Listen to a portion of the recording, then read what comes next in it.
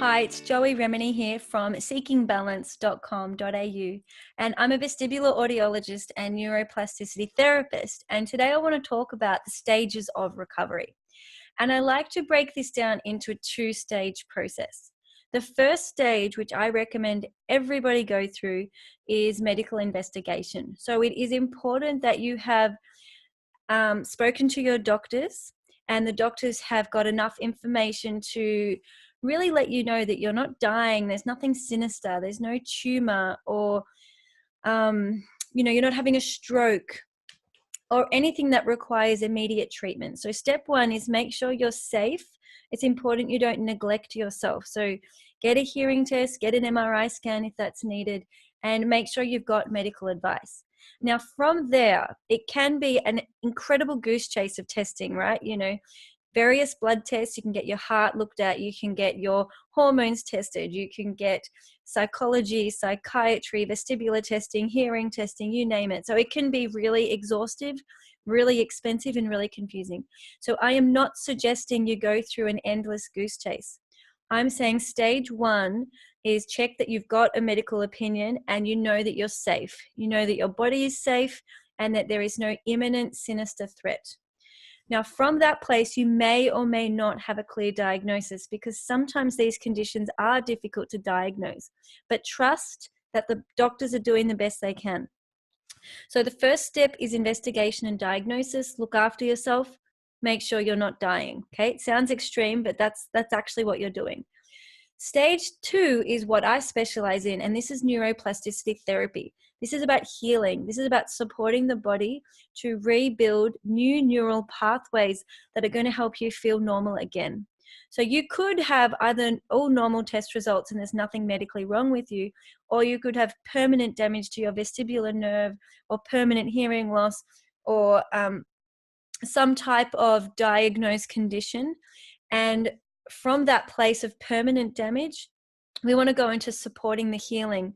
Now, you are born with 100 billion neurons. One neuron cell carries information in your body from one place to the next. Now, we're born with so many neurons, we don't use them all. Like, we use a tiny percentage of our brain and our neural system.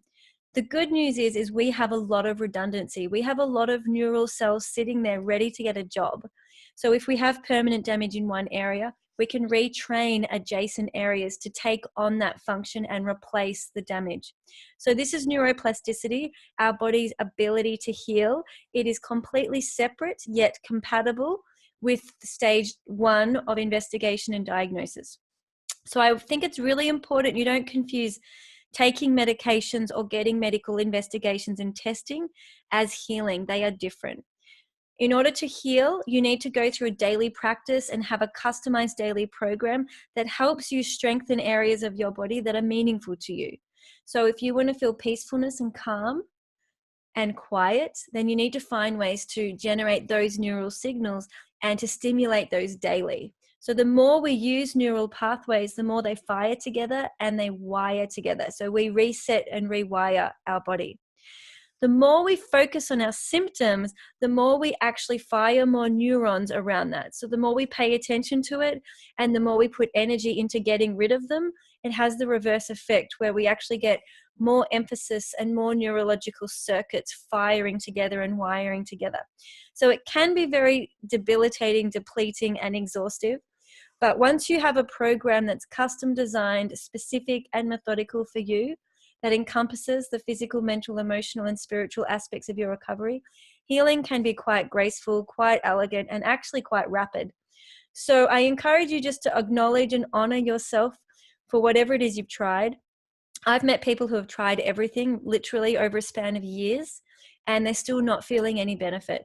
And I think the main reason for that is they haven't yet been taught how to start a daily practice and go through that holistic, integrative model of healing. Nobody else can do this for you, okay? No doctor, no psychologist, no vestibular therapist, no kinesiologist, no osteopath, no one. It's a personal process that you have to go through yourself. So you're teaching your neurons how you want them to fire, and you're actually repeating that process of teaching your body how to relearn and refire every day.